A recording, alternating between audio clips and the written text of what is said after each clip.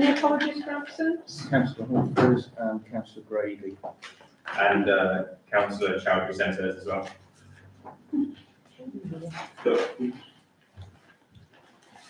Are there any declarations of interest, obviously in addition to the note the application listed for the St Richard's House? Councillor Hopkins? Yes, I'm not on the committee, but I aim to speak in the West Park Drive case. I have no peculiar interest, it's non-peculiar. It's an interest on behalf of the other residents. And as I live in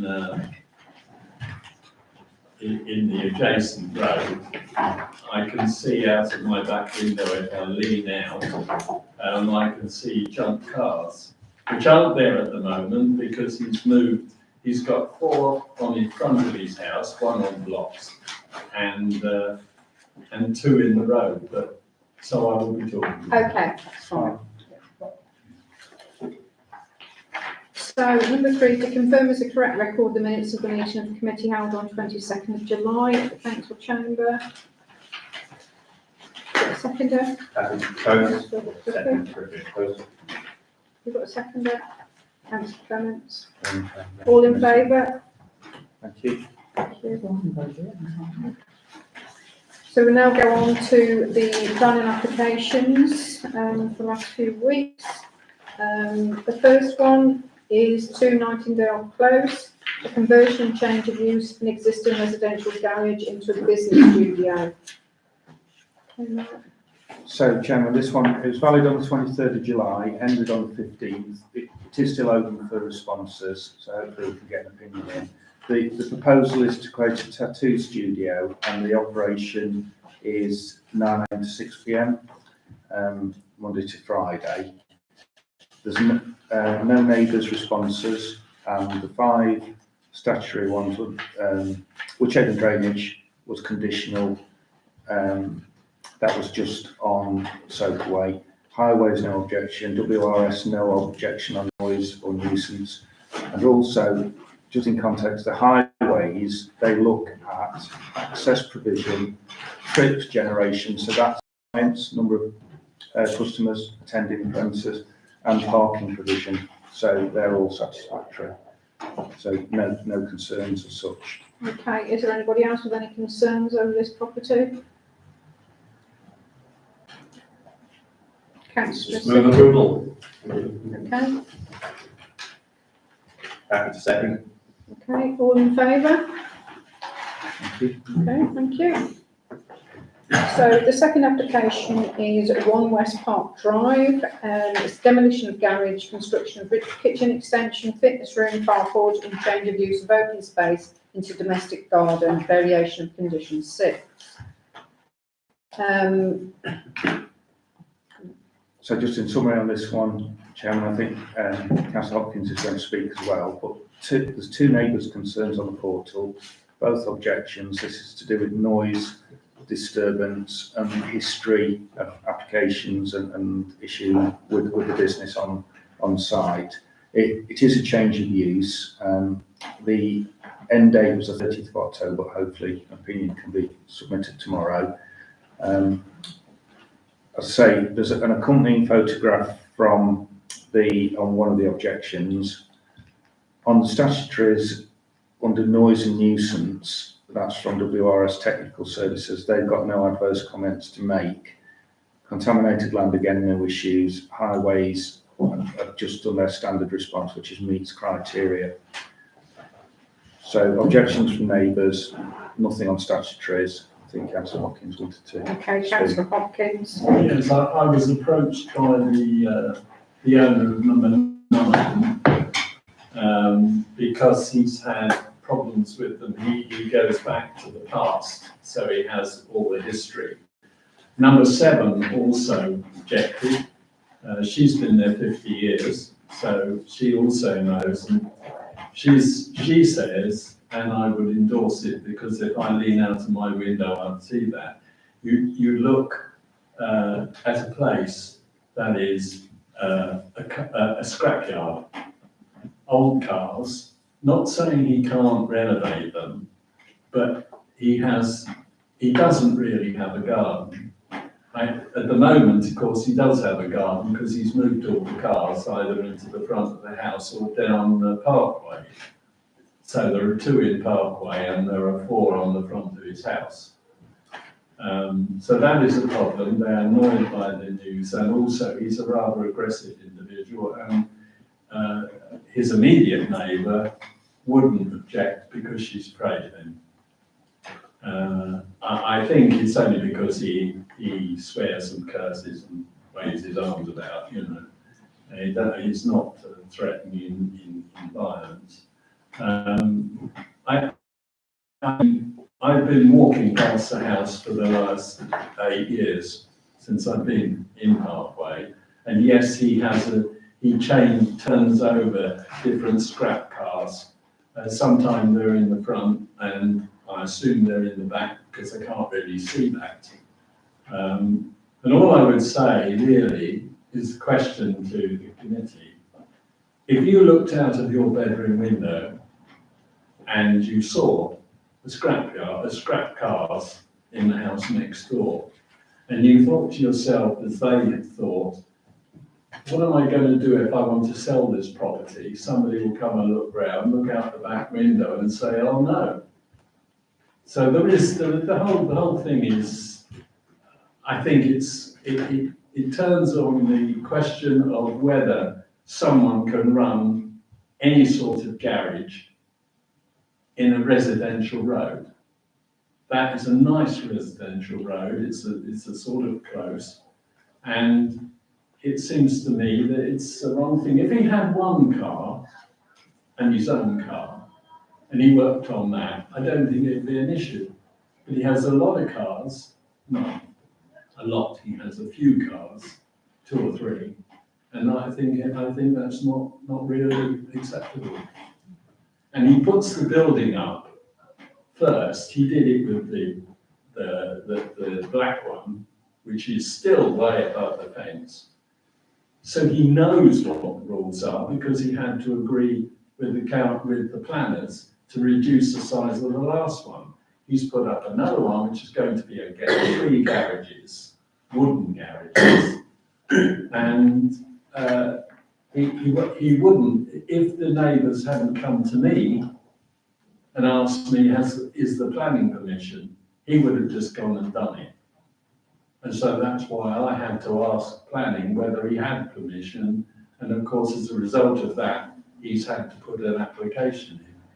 And it's really just a reprint of what he did a few years ago. It's the same, and I couldn't see anything about I couldn't see any drawings for the kitchen or the exercise fitness room or whatever. So, I mean, it all revolves around, I mean, those things probably are okay if he does it. But I think there's a real question of whether a residential house should be used to that extent for a job which is upsetting the neighbours and will continue to do so unless there's some issues. Okay, councillor Davis. Yeah, Chair, the way I read it is that in 2006, or whatever it was, 2003, it appears he was given permission for a kitchen, for a fitness room and all that sort of stuff. Yeah. And he's broken that condition. And if you all were to look at the photo taken by the neighbour at number 7, which you got well described, Yeah. it shows no kitchen garden. It just shows a load of cars. It shows a building that doesn't appear to be a fitness room or whatever it is. Yeah. And I suggest that we get somebody to go and do a site visit.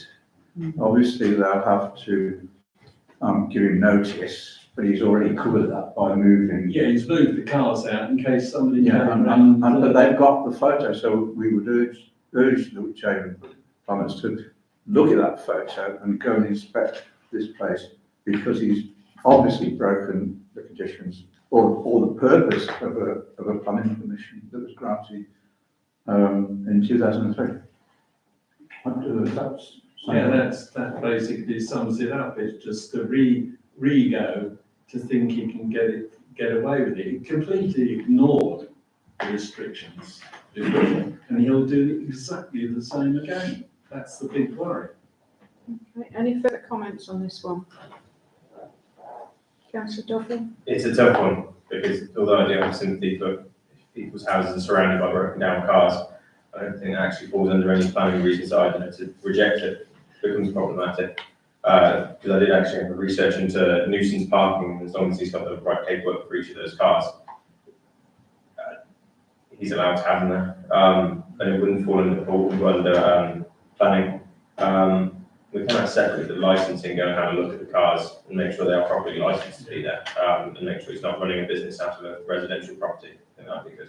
Well, yes. I definitely object to the removal of condition 6 specifically that he's asking for, because that is the condition 6 that he's asking for removal of is the condition that that permitted development rights be removed from the additional builds that he's put on his property. So that is to say that after having built an extension, so he has no rights to extend further onto that as anyone would have on their home. So I definitely propose objection to the application for the removal of condition 6. Councillor? Thank you, I will second that. Objection to removal of condition 6. And I would ask for an inspection of the site by the planners, as well as any licensing on site.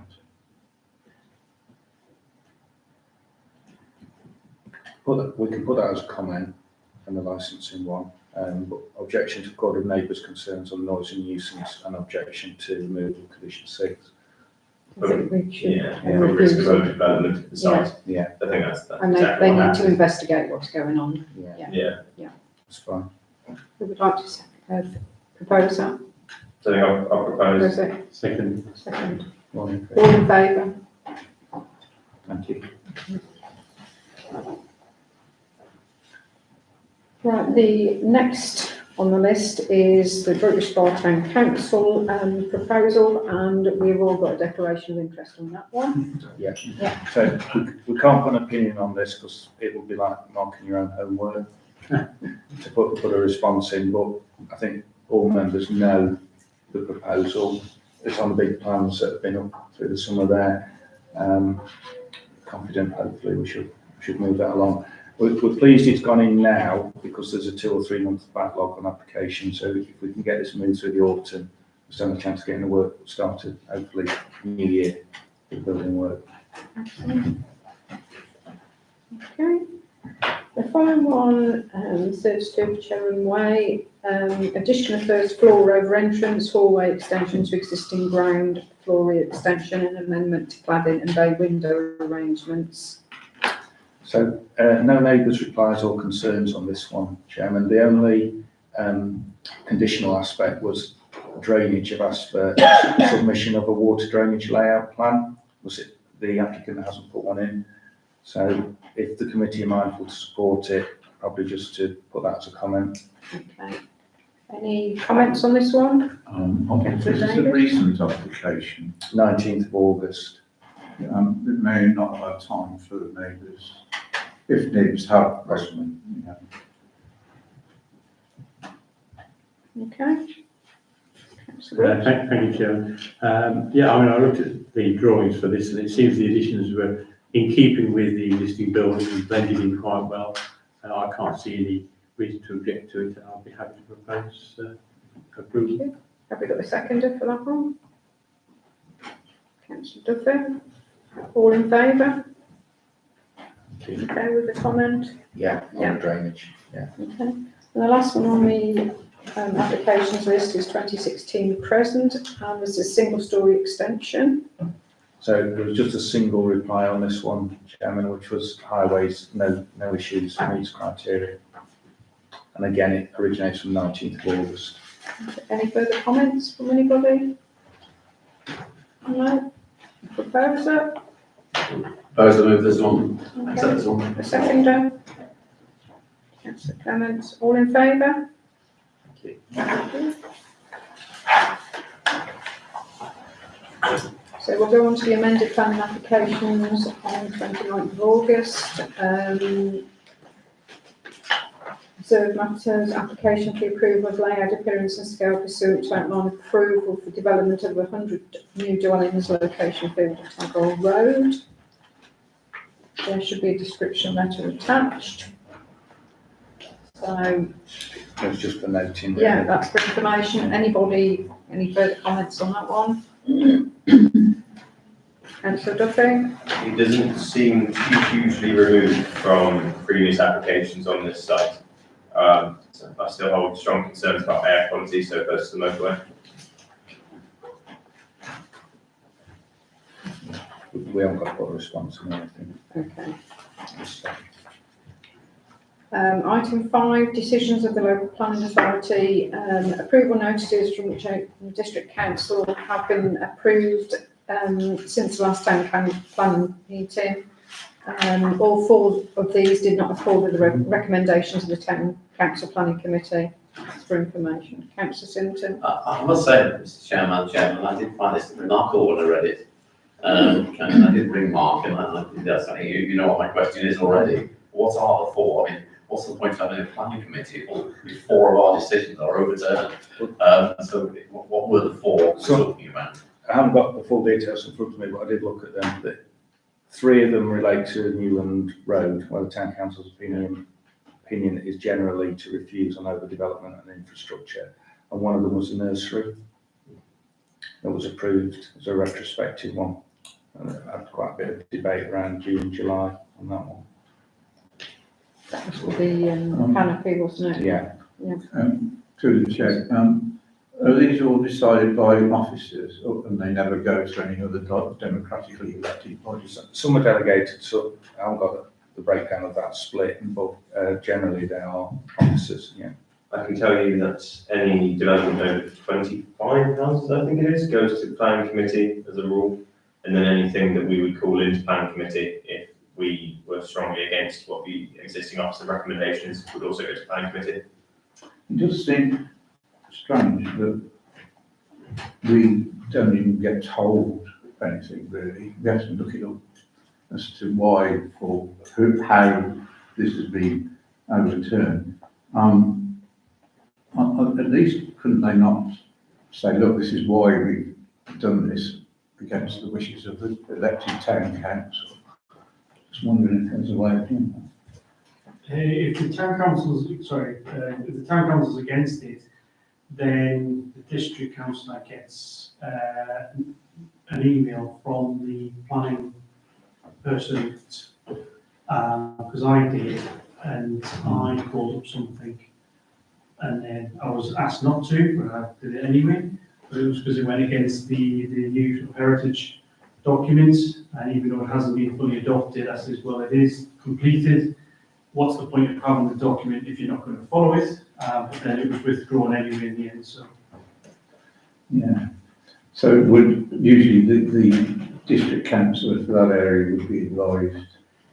In my case, I've had 2 now where town council's gone against it, and they've come to me and said, well, what's your thoughts? And I said, well, you should follow what the town council says. Sorry, very good, Chairman. I did find when I was on the planning committee, it's quite extraordinary how many times the wishes of the local parish or town council is overturned at the planning committee because there are valid, planning reasons. This particular one about the nursery, I've got mortgage from both sides, quite vociferously. So I think we're never in a winning position with that one, actually. But you raise a very good point, actually. At least we did voice it, but it would be nice to get a bit more comeback from them. We can pass that information Yeah, we on. asked for communication if possible. We get a notification, it basically says whether it's approved or refused, that's all we get, all statutories get the same notice. But we're the only elected body, aren't we? Yes. Or entity. Yeah.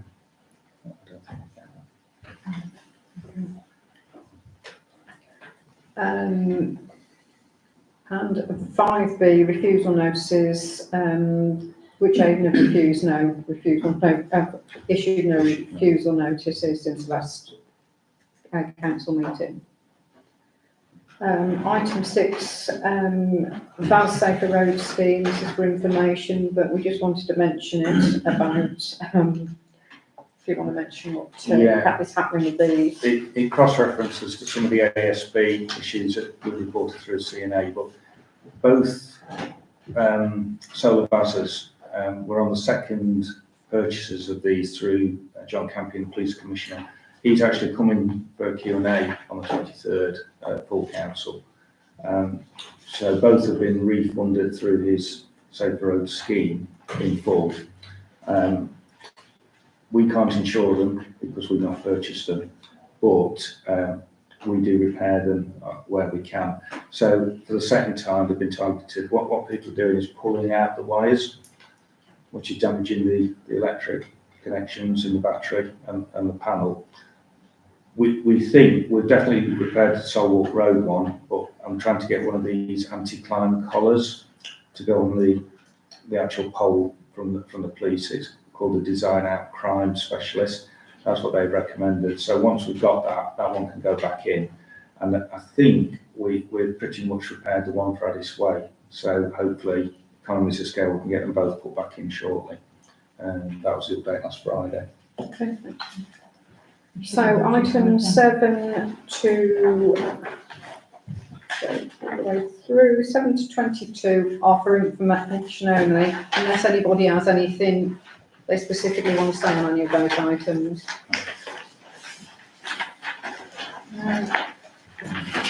Quite a backlog of highways Yeah. ones through the work that's been done on a lot of schemes really through August. On items 23, 27 and 30, we wanted to bring that up because Councillor Morris has done a lot of work on the island at the Westlands, and the work is begun on there now, to reduce speeds and put Pelican Crossing in, etc. So that's in progress. Thank you for that. It's taken a long time. It's been eagerly awaited. Hopefully we can get safer crossing, which is the primary goal. It will take a while. It's going to take 3 months. It's an active travel pathway, so it'll go right from Meadow Road, right across the southern end of the roundabout, both junctions, right up to the zebra crossing on Kidderminster Road. So it'll be for pedestrians and cyclists in that way. So it is going to slow the traffic there, I'm afraid. It's going to be full of it's painful, it's slow, blah, blah, blah, but I have the mantra safety first. And that's what it's going to be ultimately. As elected people, I think I don't know whether you have the same view, but I fear that a mother or kid is going to get knocked down from that roundabout. So just hope that we can bring a solution that will never happen. Been a long time waiting. Well, I've got 2. So the rest of the items on the agenda are mostly backlog and stuff for information. Is there anything further that anybody wants to add to these? No. Okay, so declare the meeting closed.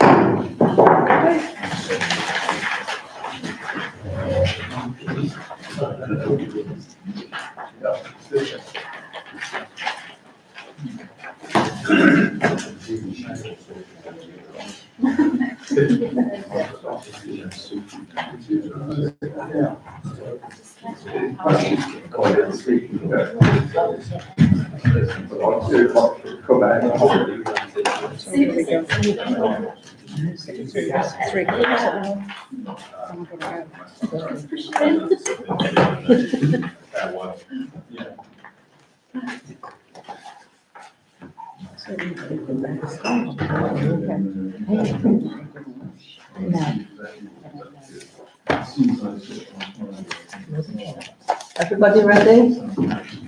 Well then, we'll begin. Little mother. Apologies for absence, please. Yes, Chairman, councillors Belton, Frizz, John Grady and Jenny Chadwick.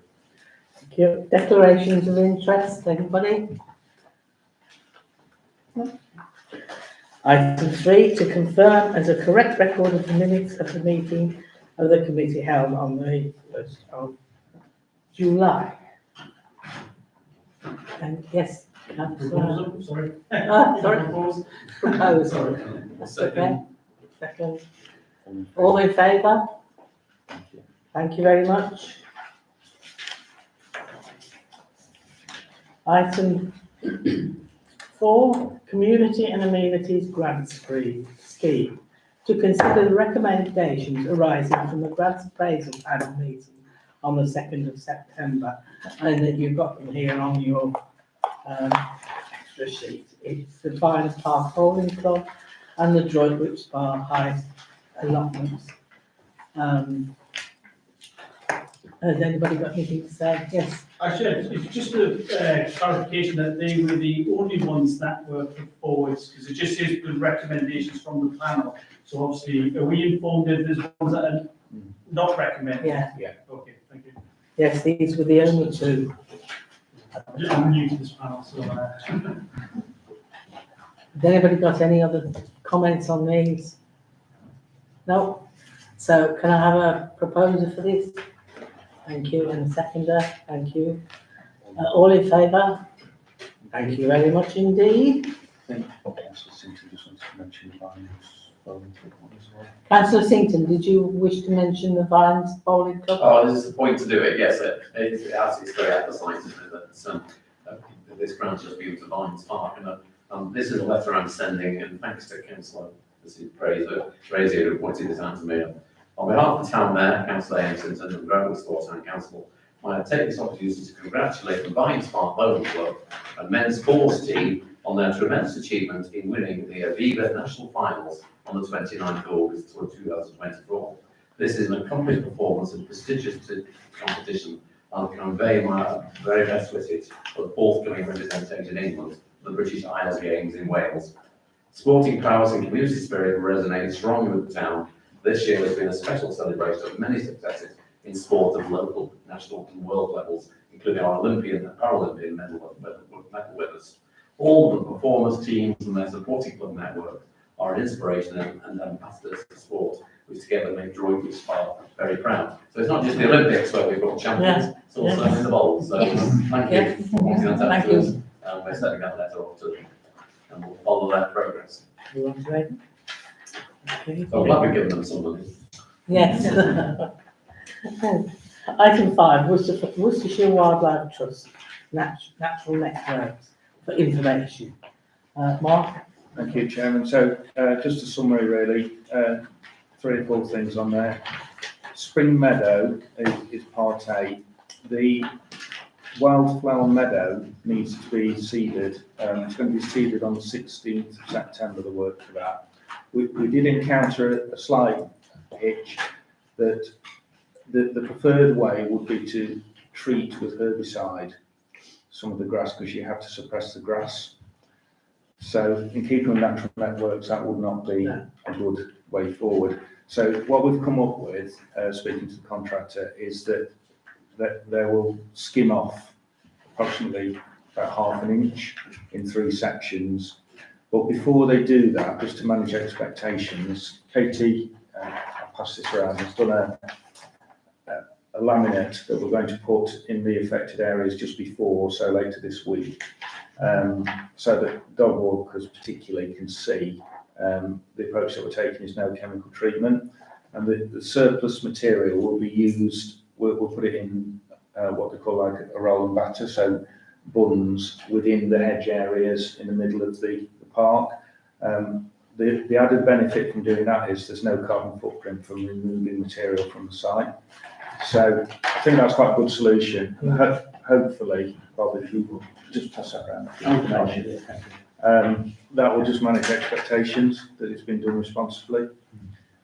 The other areas, you can see progress. Cockpit Park's generally happening really well. The footpath work, it will take place early October, but that's not prohibitive for the project. That's just down to scheduling and contractors. And then the grant drawdown, Katie's got all the invoicing and everything ready. So what we'll probably do is draw that down in its entirety towards the end of the year, because we have to show proof of the actual planting and all the work's been done. But really pleased with the success of the project. Yes, Councillor. Is it worth Kitty passing it, send us the, like a JPEG of that, and then we can move it on socials as well, just Yeah. to sort of make everyone aware. That flyer. Yeah. Yeah. Mm. So it's just really Right, okay. Thank you very much. Item 6, Wychavon District Council Community Legacy Grant Opportunities 2024 Museum and Heritage Centre application. Mark, Yes. would you like to Thank you, Chairman. So say anything? similar to the last one, it's a general update of the work that we've done through July and August. Firstly, the planning application we've already touched on tonight, that's validated and in at the moment with Wychavon. We had to do a heritage statement for that for various reasons, because of the legacy of the building really and the status. But hopefully that with the architect's guidance will fit the mark. Building works and costings. I've got working drawings now, so that will enable us to do the full building costs, and then we can go to procurement. That's a 6-week process, so hopefully mid-October to towards the end of November will be the building work procurement.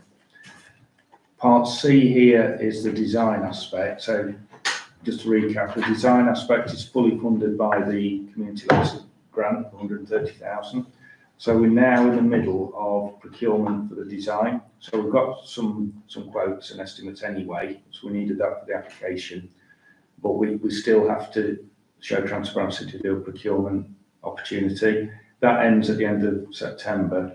So part D on this summary is, could we resolve this evening for a delegation of 3 or 4 councillors for the procurement exercise for both the design and the building work? The design one will probably be, I think, towards the beginning of November, and the building one will probably be December-ish, around that time. If we get both those done, we'll be in position to award contracts and start early in the new year. I'd like Nick to Christmas lights procurement. I think there are 3 or 4 councillors on that. That worked quite well for the tendering. For transparency, we have to open the bids recorded on film. So we've already got bids coming in for the design.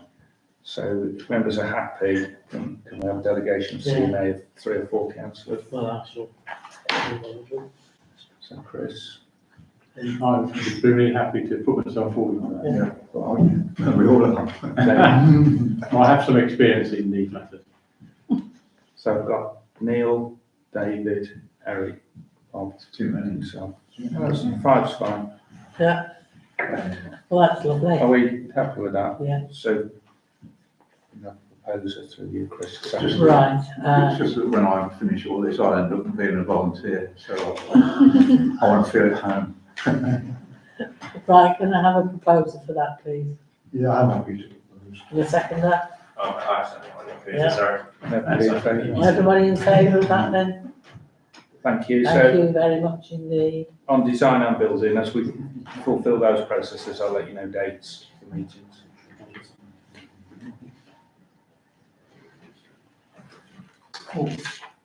Question.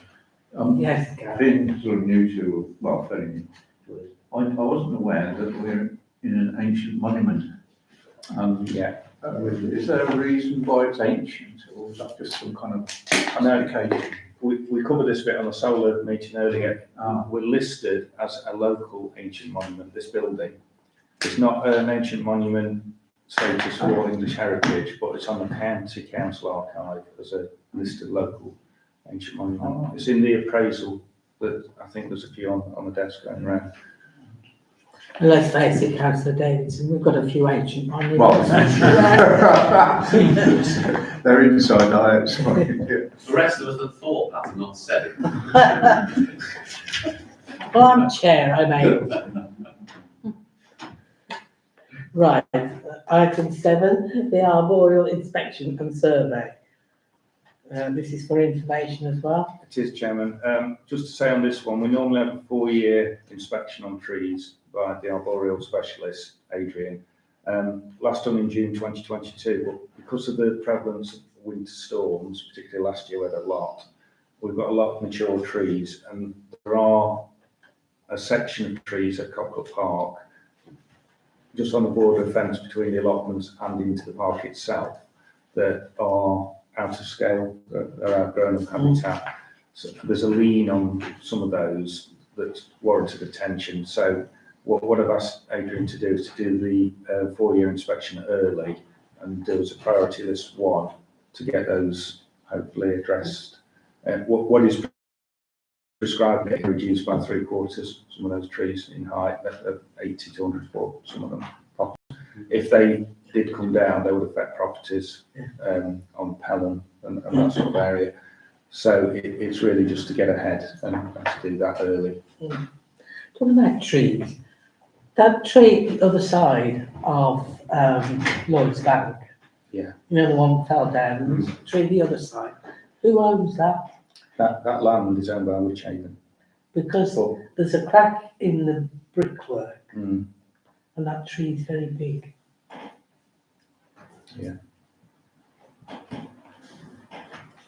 Is there a database on trees in sort of knowing who they belong to? not really a database, no. Yeah. There is the TPOs, but others it's just random. It's down to the landowner. That's just, yeah, sort of the residents brought up a tree that needs to be looked at as well. So Yeah. I'll get around to that. Right, item 8, Charter Market Review. A meeting is requested to coordinate for the Charter Market subgroup during the next few weeks. So, thank you, Chairman. On this one, with the update was unfortunately the farmers market have now finished providing their monthly market. The last one was last Saturday. That's their business decision, and it's basically number of traders and longevity of some of the traders. So it's disappointing, but it's not unexpected. That in a strange way, it may present an opportunity for the charter market to do more on Saturday now going forward. So it would be a good opportunity to have a meeting with David, the charter market provider, by the subgroup. I recommend a Friday, early October, because they're looking at doing some more. They're doing 2 days in December. They could potentially do 4 now for a Christmas themed market, and also to consider what's his anticipation for Saturdays going forward. Because there's some logistics such as road closure orders, even though it's a square, we have to get permission. So if we can map that out with him and get a plan, that would be a benefit to everybody, I think. So I was going to suggest early October. Yeah, it's fine. Friday the 4th. Friday the 4th, yeah.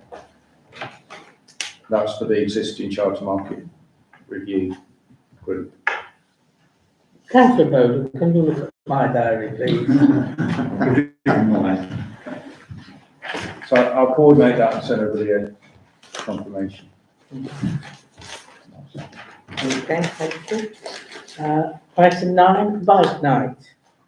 Originally scheduled for the 15th of August, to confirm that the decision was taken by the WDC Place Board not to proceed with the event this summer due to difficulties in council making suitable insurance arrangements. That's just Slight correction, it's the Droitwich Star Place Board, not the WDC one. Okay, Yeah.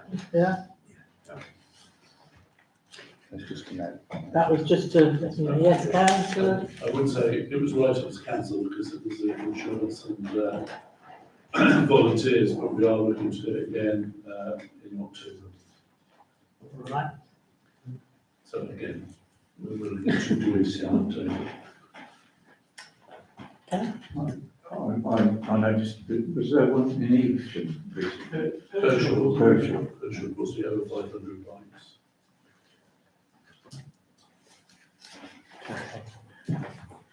Item number 10, West wood allotments. As reported in January 2024, the large communal shed is set to be demolished due to structural integrity issues. This is for information only. So on that one, Chairman, what we're hoping to do is get probably 4 to 6 new plots in that space. So that's going to have a positive impact on the waiting list, which is always very substantial for plots. Item 11, Remembrance and Armistice 2024. It's amazing that it's come out so Yeah. quickly. Remembrance Sunday and Armistice dates this year are the 10th and 11th of November. Services will proceed on both days, timed for 11 a.m. at the War Memorial in Victoria Square. To note that as reported through the CNA committee meeting in 26th of February, the Remembrance Sunday arrangements has been produced in collaboration with the parade commander and church representatives, which is now included as a referral point as part of the Town Council website. The Town Clerk will attend the usual preparation meeting for the annual Poppy Appeal and Remembrance arrangements, which take place on the 28th of September. And we don't go to the church this year, do we? No, I was just going to say, Chairman, that the main change this year is the church service. I missed that. It is a tester, really, but this has come from the church earlier in the year because the numbers were dwindling year on year. Just to try without the church service after the Victoria Square service this year. So the church will be open, and we did stress that earlier in the year, as a place of solace or reflection for families affected by remembrance and bereavement. But the aspects of the church service will be included in the square. So the service, in other words, conducted by Laura, the chaplain, will be slightly longer, and then it'll come to a natural dispersal without any parade up to the church. And then reserve options as to how that goes, as to any decision for next year. I have to say that whether as it was last year, and it was the first time I've attended as a councillor, I think it was time to go somewhere warm after the, and it was a service in the square. It's like almost having 2 services. So, sorry, can I just clarify that after the service is finished, they're not going to march off at all, it's just No. going to disperse at that point? Natural dispersal, yeah. I'm surprised. I think, okay, I understand the church service, but I still thought they would have marched off, because I think people kind of almost expect and like that part, to be honest, but maybe just move. Maybe we should announce that, Yeah. because people are always complaining that they never know what's going on in the town. You don't march There's not on. enough advertising, that's what we get. I think people will find it weird if everyone just disperses at that point. I think. Should be something said about it, I reckon. I think Sorry, that's where's the I march to? think that's a really good point, actually. I think perhaps it's something we can discuss at this meeting on the 28th of September. Or when we see Laura. And, No, the meeting. I didn't realise they were going to march away, and I think it does make sense. That's the end. We watch them all walk, and we all walk. That's what's always happened, isn't it? They marched away, and we followed them. Or rather than going to the church, we'll go to the pub. Is that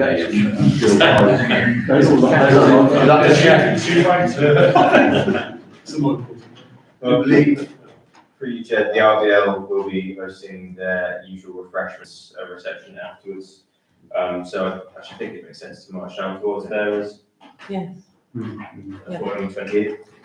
Okay, that's the pub, that's right. Yeah, to be fair. So if anyone's looking for an afterwards event, the RBL refreshments usually at the Working Men's Club, I believe they are again this year. Yeah, that's a good point. I'm not sure if the Salvation Army would be marching down to the working men's club. Well, it's to the church. We all go to church.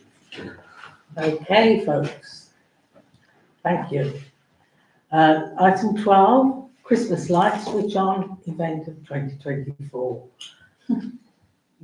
Thank you, Chairman. So Katie's finalising the entertainment. There's a lot happening this year.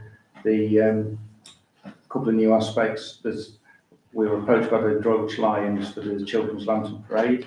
That includes them making the lanterns as well at the Community Hall through October, November, which we're supporting. And I think the anticipation is that there'll be a competition judged by the Mayor and Councillor Morris for that outside St Richard's House. So it'll all be sort of coordinated around that. And then we've got this giant festive bauble. It's almost like a bench in the shape of a bauble. So we're considering probably putting that outside here on the lawn area. And that's an addition to the festive lighting arrangements that we have with the contract this year, which will be quite different. Pretty much everything's coming together, and the publicity will go out early November. Yeah. Can I just ask, when the publicity goes out, that we do not use floating lanterns because that creates a big storm? They're no naked flames, and they're completely LED only. Yeah, so it was quite funny watching the whole storm kicking off and the Lions Club and everyone trying to put it out, sort of thing. Right. Item 13, Town Centre murals. To update the following information. Planners recently announced for the 2 new pieces of public artwork on the High Street at Ems Haberdashery leading up to Tower Hill and the Talbot Public House. Everybody happy with that? Yeah. This is Just information. just information, really. And the second one was just the Union Lane. That's going to a workshop, just look at the initial design, which is next week. Sorry, later this week. I think Councillor Morris and Duffy are both in attendance with that. Yeah. That was a bit of a later add as a way to brighten up one of our key entryways into Droitwich. So I believe the intention, or at least when the conversation was started with the Wall Brothers company that own the wall, they were quite keen to see, rather than anyone's been through the underpasses that have been painted, rather than those very detailed and very almost descriptive storytelling pieces, this is to be more of almost like the group changes, but is intended to be more of almost like a scene setting for Droitwich, almost like a nice visual entryway piece rather than a really detailed storytelling piece. Yeah. And that's it. And before I finish, a bit from me. It's the end of this month, 26th, I think, there's coffee morning. Macmillan Park coffee morning. It would be nice if councillors did pop in and support the Heritage Centre's coffee morning for charity. It's on the 26th. You don't have to stay long, but it would be nice if you did pay them a visit and say hello and have a cup of coffee. I think it'd be very supportable from the district if you wanted to formally invite me as chair. I'd be happy to bring some publicity and an extra gold chain. All right. As long as you pay for your Less coffee. impressive gold chain, but Last time permission. As long as you pay for your coffee, that's fine. Right. I now call this to end. Thank you.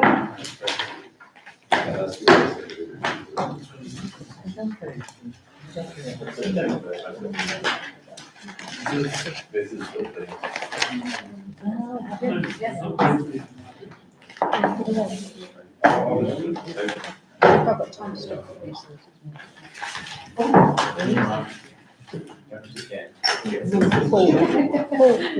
Don't need to be there till after 7.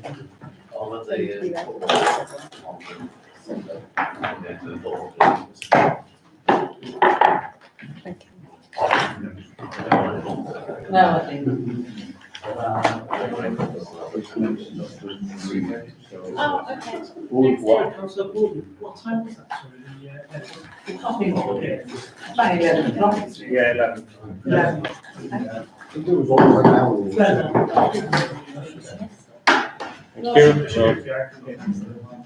We'll start this meeting of the Resources Committee. Apologies for absence, please. Yes, Chairman. So Councillor Val Humphries, Councillor Brady, and Councillor James Chadwick. Thank you. And do we have any declarations of interest tonight? No? So we come to the minutes then, to confirm as correct record the minutes of the meeting held on 22nd of July.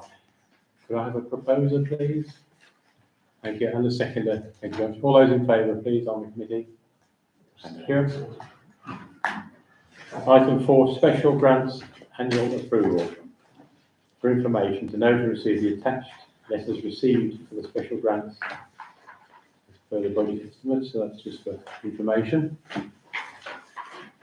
No comments on that one? Just interesting, actually, to read the letter from the CAB, actually, that they do most of their work now by SAPO. And there's a lot of it's unseen what they do. Congratulate them on what they do. It's also they do a great service, but that was interesting that they put that in that letter. Thanks. Well, thank you for that. Yes, that's good information. Okay, item 5, renewable energy, solar power and carbon reduction initiative. And I can just report that we had a meeting of the working group a little bit earlier this afternoon, and it's agreed that we are looking at the various issues, which is planning, the actual procurement of the equipment itself, Feasibility. yeah, and feasibility. Yes. So we are looking at that. So hopefully that we'll have some more information on that at a future meeting. Okay. Item 6 then, to consider the exclusion of the public and press by passing the following motion: that the press and public now be excluded from the meeting under the provision of the Public Bodies Admission to Meetings Act 1960 by virtue of the confidential nature of the business about to be transacted, which involves financial and legal matters. Proposer, thank you, Councillor. Seconder, please. All in favour? Okay, that's passed, so we'll need to stop.